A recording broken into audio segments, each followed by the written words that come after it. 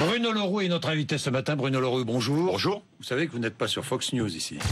C'est une comparaison qui agace Jean-Jacques Bourdin. Permettez-moi de dire que ça nous a choqués.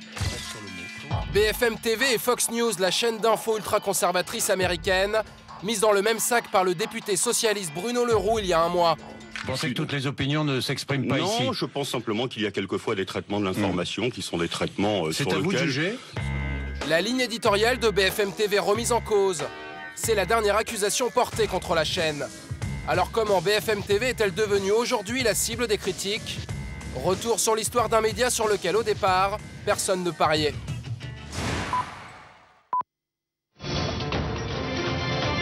BFM TV, 18h, Routel Krief. Bonsoir à tous et bienvenue sur la nouvelle chaîne de l'info que je suis très fière de lancer avec vous ce soir. C'était le 28 novembre 2005. BFM TV voit le jour.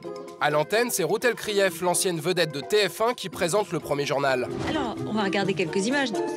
8 ans plus tard, la journaliste fait toujours partie de la maison. Elle se souvient d'une époque où tout était à bâtir. C'était complètement un nouveau logiciel.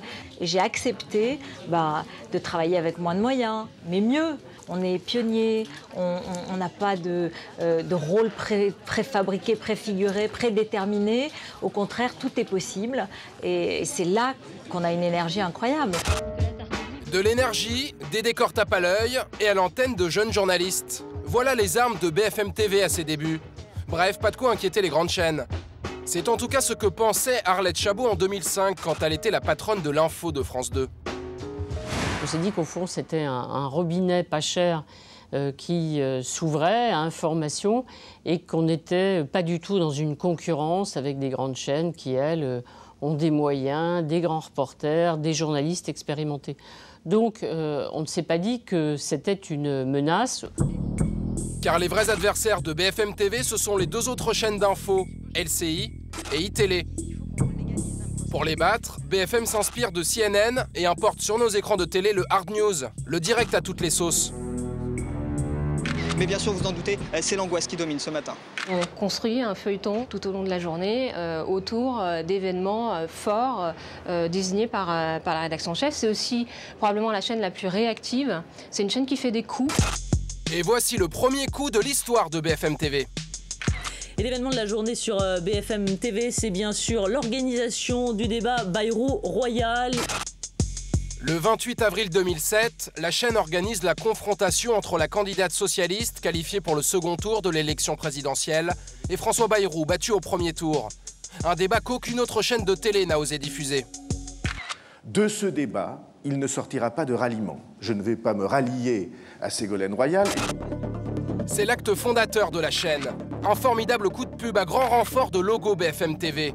Nous sommes en 2007. En un an, la chaîne va rattraper puis dépasser sa principale concurrente iTélé.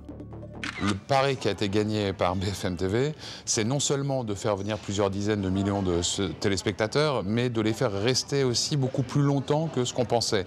Pas seulement le temps d'un flash, pas seulement le temps d'un JT. Résultat, BFM TV devient vite un modèle économique de référence. La chaîne est bénéficiaire et multiplie par 10 ses recettes publicitaires en 8 ans. Un modèle qui s'appuie sur une stratégie de groupe, Next Radio TV, qui possède BFM TV, RMC, RMC Découverte et BFM Business. Il y a eu le lancement de l'offre 4G au prix de la 3G. Le concept, faire travailler les journalistes du groupe sur les 4 antennes. Derrière cette idée, il y a un homme, Alain Veil, le patron du groupe. Sa devise, faire mieux avec moins. On est condamné à innover, à faire des choses nouvelles pour exister par rapport aux acteurs historiques qu'on respecte aussi. Et nous, quand on a permis à des journalistes de travailler à la radio, parfois aussi à la télévision, c'est plutôt dans une logique d'enrichissement du programme.